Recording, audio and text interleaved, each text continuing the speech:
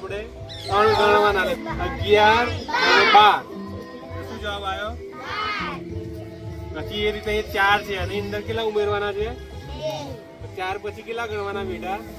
2 5 અને 6 એનો શું જવાબ આવ્યો? 6 એ રીતે 6 છે એમાં કેટલા ઉમેરવાના છે? 4 એટલે 6 પછી 4 ગણવાના 7 8 9 અને 10 એ શું જવાબ આવ્યો?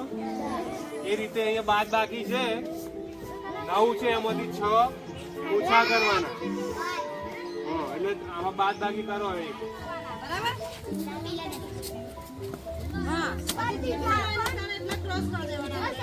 એટલે જવાબ આવે નહીં આવડે તો મોટી નહીં આવડે પછી એ શીખો પેલા તો હમણાં તો ખોટો લખી